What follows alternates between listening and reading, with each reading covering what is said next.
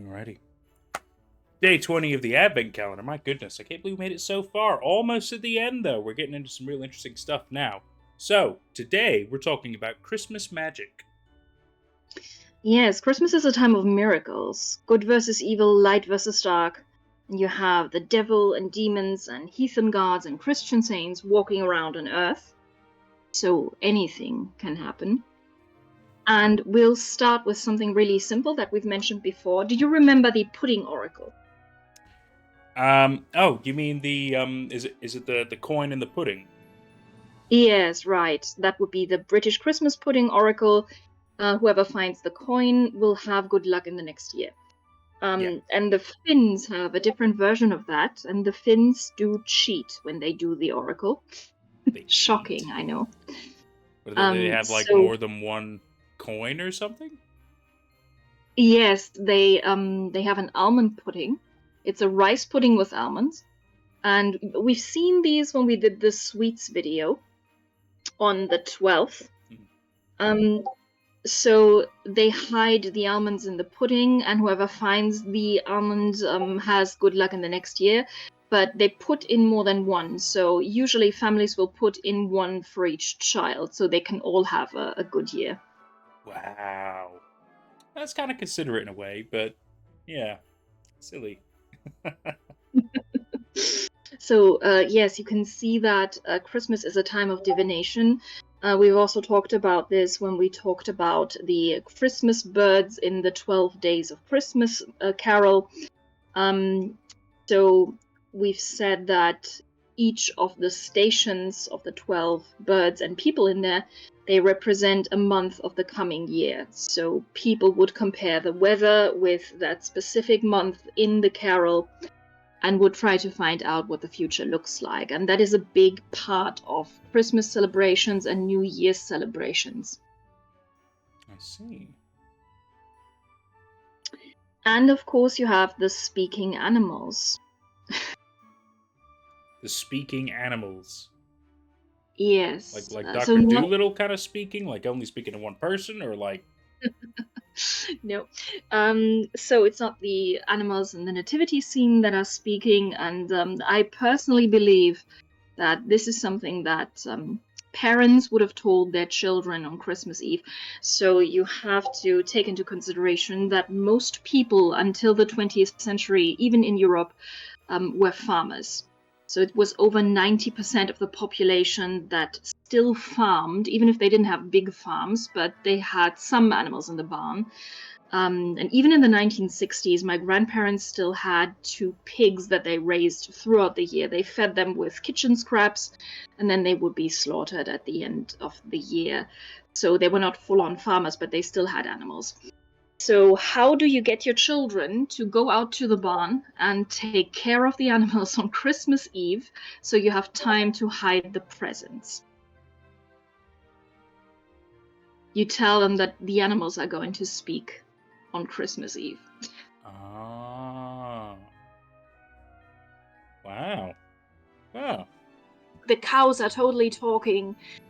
So you need to go and you need to watch them. And if you have a favorite cow, then it's probably going to talk to you. So the kids are sent out to the animals, so the parents can put out the presents. And the children, when they're in the stables anyway, they may give the animals some more water or hay or something. So I think that is actually a trick by the parents. Makes a lot of sense to me. Yes. And there are more weird stories. I'm not going into all of them, but one weird story, for example, is that allegedly on midnight of Christmas Eve, well, the midnight between Christmas Eve and Christmas Day proper, um, your table in your living room turns into cake. That's quite weird. So this starts when the bell starts chiming, the church bell starts chiming 12, and you have 12 chimes to bite a piece out of your table because the table turns into a cake, so you can bite into it and you can eat a piece of it. And if you don't let go before the 12th chime, then your teeth will get stuck in the table. That's this is pretty fucking weird. I'm not gonna lie. So why do people have these ideas?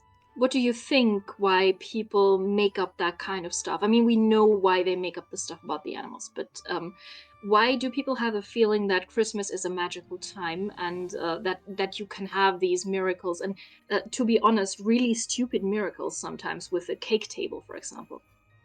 Yeah. I get the feeling a lot of that kind of still ties back into the, well, potentially the biblical and the heathen side as well, because obviously both have bizarro stories throughout all the ages, and this would just yet again be another form of, well, this is a special time of year. There should be special things going on to make it more incredible than a typical kind of, any other day of the year, for example.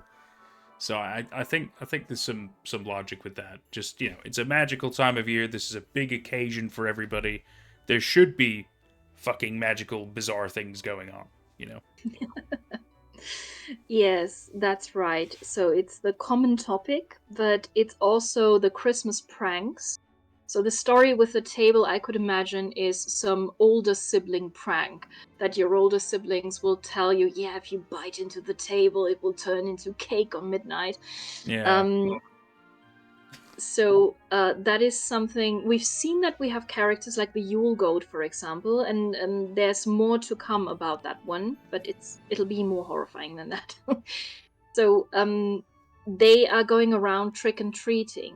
They are pranking people. So Christmas pranks are a thing, and in some cases they are disguised as magic. So this would be something that your older brother may tell you, that you should absolutely bite the table. Yeah, that makes sense. That totally makes sense. Christmas pranks for sure. But the other thing is that Christmas is also connected to drugs.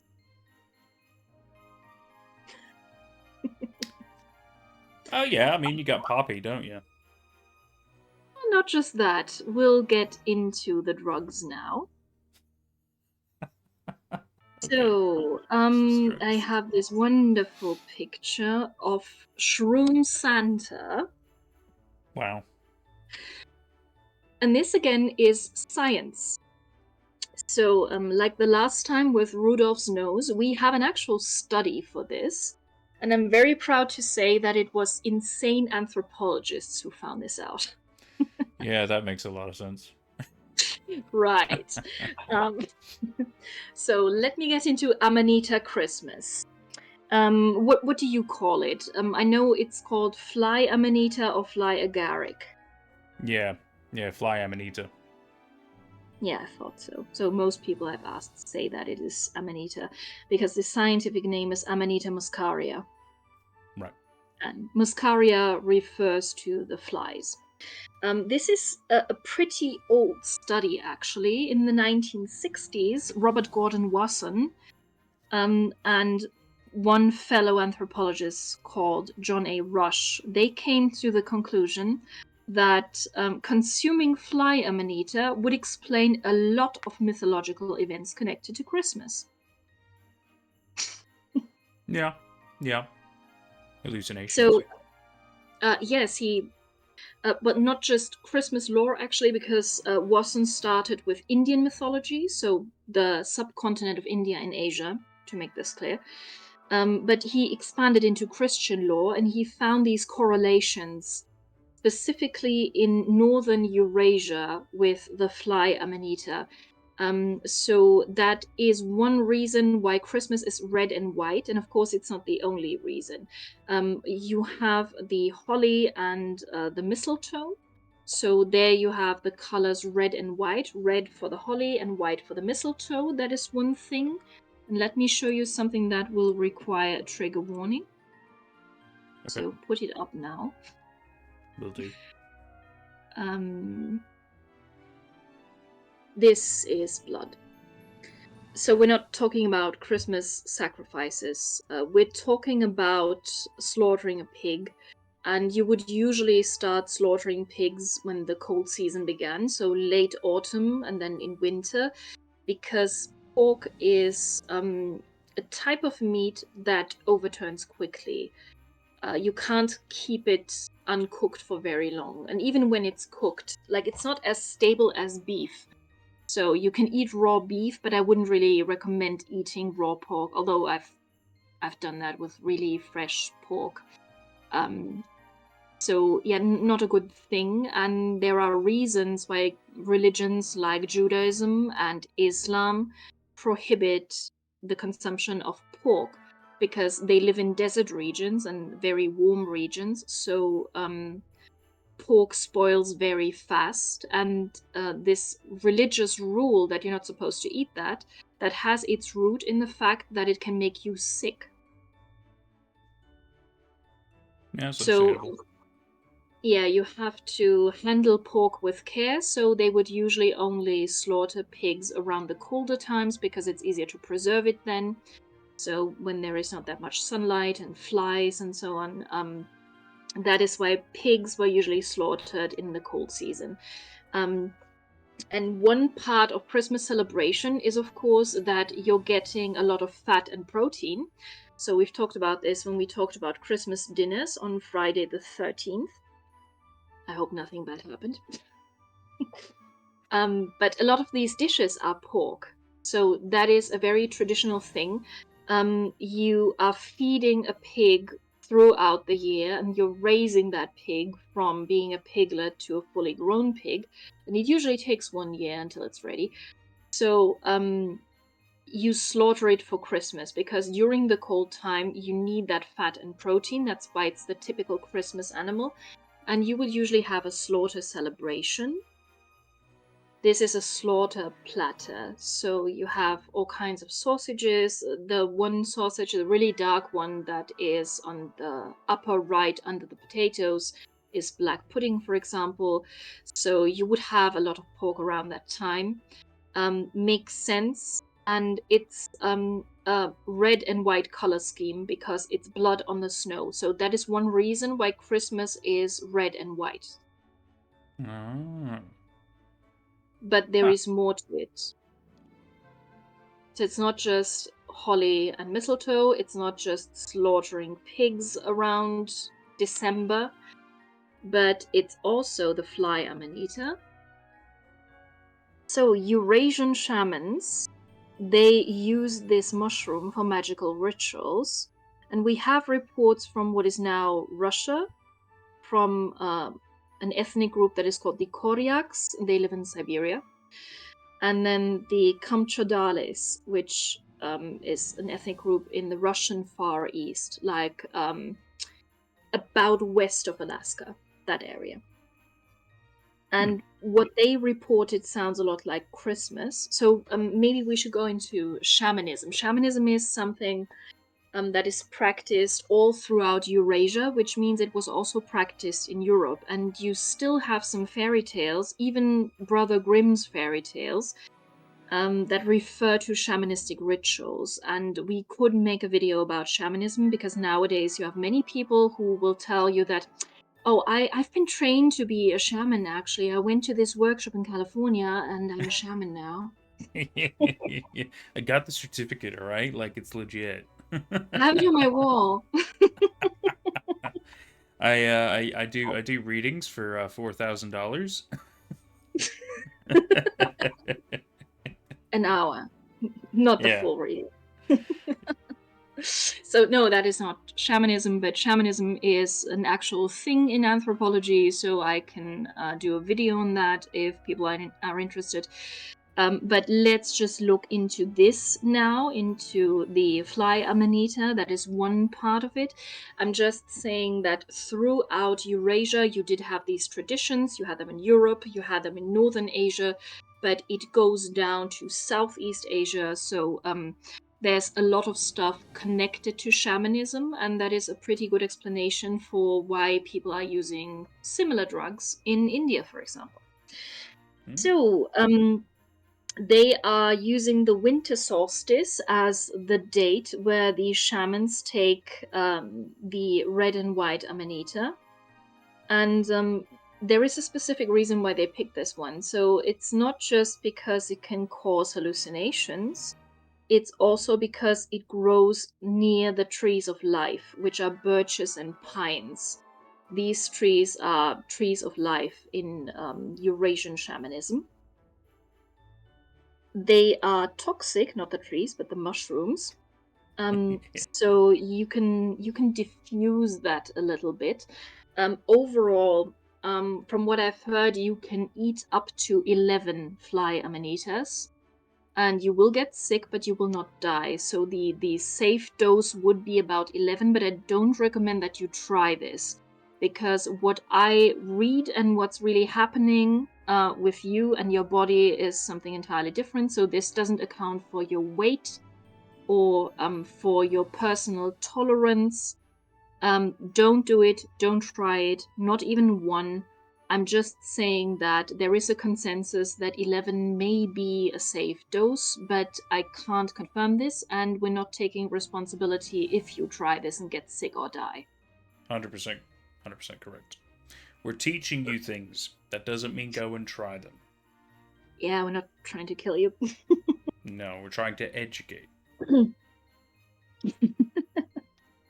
Educate or edge? It really depends on what they're in the mood for. Oh dear.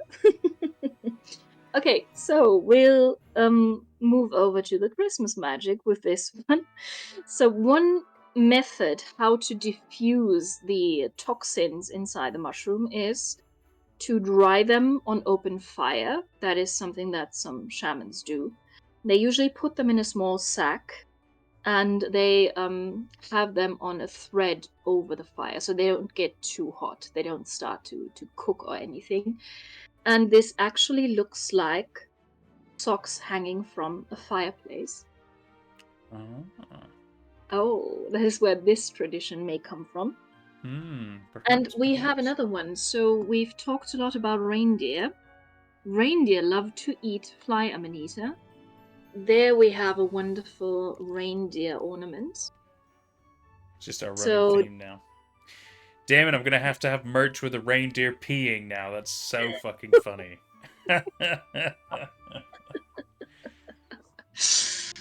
Yes, and we're talking about reindeer pee. Trigger warning again. These shamans in Siberia, for example, they also have reindeer. And reindeer can filter out the poison from the mushroom. So they're feeding the reindeer the mushroom, and it doesn't kill the reindeer. The reindeer does have a high tolerance for this. Mm. And then the shaman drinks the reindeer pee. Yeah, I had a funny feeling that's where we were going. Yeah. Oh boy, which obviously gives them the fun time effects without the poison, but they're still drinking pee. Oh god, Bear Grylls would love it. Oh man, maybe he's a shaman. It makes so much sense now. Oh fuck. So all of these middle-aged women who claim they have been trained as shamans in a workshop in California. I should find it if they're drinking reindeer pee. Yeah, this is good. This is what real shamanism looks like, guys.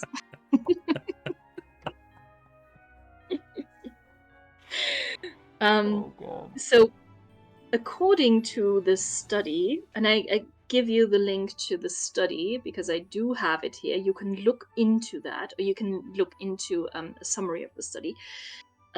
This causes feelings of joy, a desire to sing, increased muscle tone, and that would make it more. That would make it easier for you to perform physical tasks like carrying a Yule log, for example. So you see these shamans who are high on mushroom reindeer pee pulling logs through the snow. And that is because it increases the muscle tone. It actually makes them stronger when they drink mushroom reindeer pee. Now, we are not endorsing this behavior. No. Do not feed reindeer fly amanita, and do not drink their pee. I shouldn't have to say this, but I'm going to. But it's the internet. We have to say it. That's why we're saying it. Somebody out there will be like, you know what, that's a fun idea, I'll do it. It's like, no. we are not held responsible for your actions based on what we teach you. Legal disclaimer. Legal disclaimer. It's in the video now. That should save us, right? Right. Well, they don't have my address. They have yours. Yeah, they know kind of where I live. They know it's a country. That's all they Damn. Okay, so that is one thing that is part of what it causes, but part of the celebration was also that the shaman would get into a trance, and with the help of the fly amanita, they felt like they were flying towards the North Star, North Pole. So that is one thing. And that they would be able to see the future of their community. So they didn't need the Finnish almond pudding. And when they came back, they would initiate the ceremonies for the winter solstice, and they would meet with the leaders of the community to share the knowledge that they had acquired while they were visiting the North Star. And when they came back, they would come back through the chimney, or well, in that case, not a real chimney, but in Siberia, they usually have these yurts, and these yurts are huge tents, and they're extremely warm. So even when it's minus 30 degrees outside, then it will still be plus temperatures inside the yurt. So it will be warm enough to sit around in normal clothes, not wearing winter clothes. And usually around Christmas time, these yurts are covered in a lot of snow. So the entry is blocked. You can't get in through the door because there is too much snow. The only crevice that you could fit through is the smoke hole in the ceiling. So that is why Santa comes through the chimney. Wow. Yeah, so the dripping shaman sits inside the yurt, and he has the feeling that he's flying out of the yurt through the smoke hole to the North Star. Then he comes back in through the same hole. Physically, he has not moved, but his spirit has gone on this journey. And these shamans have very particular clothes, as you can see here. So this is in the Asian part of Eurasia. They mimic the fly amanita with their clothes. Yep, they sure do. Even the boots are explainable when you look at this shaman lore, because they would wear knee-high reindeer boots, so made of reindeer leather, and they were brown to begin with, but they turned black after a while of use. So even the black boots that Santa wears are actually a relation to the shamans. This is God. This is something. Yes, it's great. And this also explains why the reindeer are flying. Yep. Sure does. So that is drug-based Christmas magic, and drugs may explain why people were hallucinating, why people were seeing flying reindeer and that kind of stuff. But there is some more, because we have some real miracles. And one of them is the World War I truce. And we're closing with this one. That is a real-life miracle that is only a little bit longer than 100 years ago. I remember So this. what do you know about the Christmas truce? I don't know exactly why it happened. I'm pretty sure it's just because they all inevitably celebrate Christmas time and everything, and I think it was only one day, wasn't it? But essentially, like, they stopped firing from both sides of the trenches, and they inevitably went into the no man's land zone. And I think they played like football. They exchanged like, stories, tea, food, and stuff like that. They just all kind of had a day of not fighting. And for some reason, it was just like unspoken. It's not like anybody decided, hey, this is what we're gonna do. It just kind of happened. So we can have a video about the 64 years of civilization. 1914 is the last year of civilization in that theory. That is a historical theory. And 1914 is the last year of civilization because you still have people being civilized enough to celebrate Christmas together in the biggest war of all times, which it was at that time. I mean, of course, World War II is bigger, but back in the days, World War One was the biggest and most horrifying war people had ever been in. It was called the And Great War, still, wasn't it? Yeah. yeah, it was called the Great War before World War II. So they still had the humanity to celebrate Christmas together in the first year of the war. And I have some pictures here for you.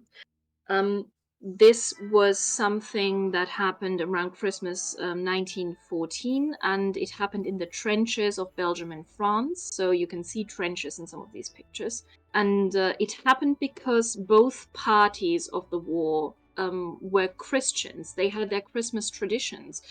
So they triggered each other with their Christmas carols in the trenches. They started celebrating Christmas there, and those were horrifying conditions. Even for the field surgeons, they were often in sort of a mud cave, helping people who had been wounded. So really, really bad with rats and with all sorts of insects, and it was cold, it was wet, really not a nice place to be.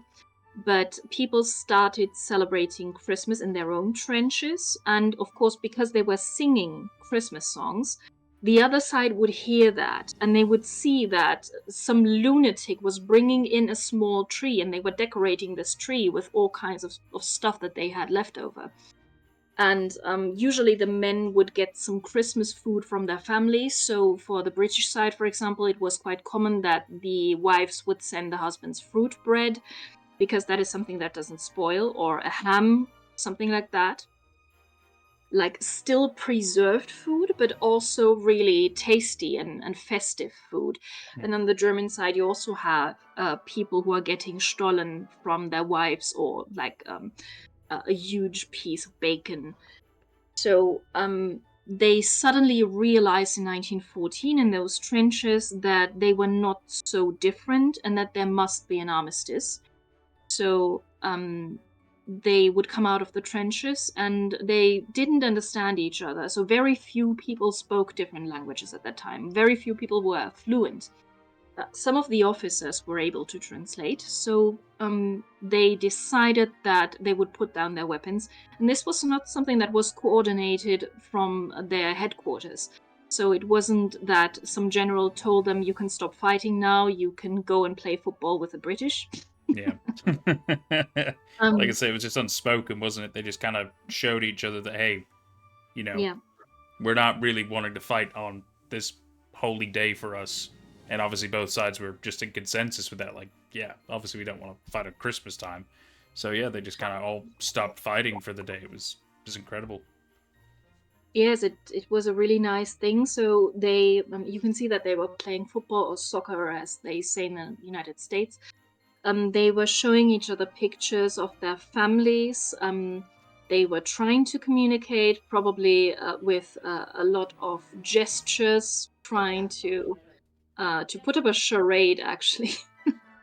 Yeah. So, because they couldn't really communicate.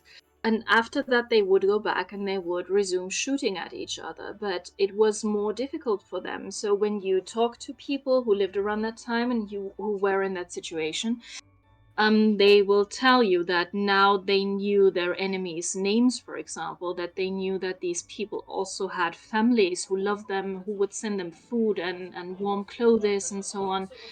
So this made it much more difficult to shoot at each other, but they were forced to. You can't pick your enemies in a war. You can't decide who you want to fire at and who you don't want to fire at. So um, based on the political situation, they couldn't just make peace with each other.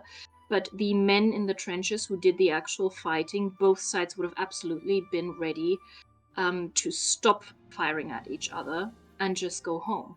A very famous Christmas miracle, and that is a real Christmas miracle. So nobody was on drugs, and they just decided that they were all human beings and they wanted to stop fighting. Yep. that's it with our Christmas magic. Christmas magic. God, Yay. yeah. Didn't think we'd end with that, but it's a beautiful thing to end on, I gotta say.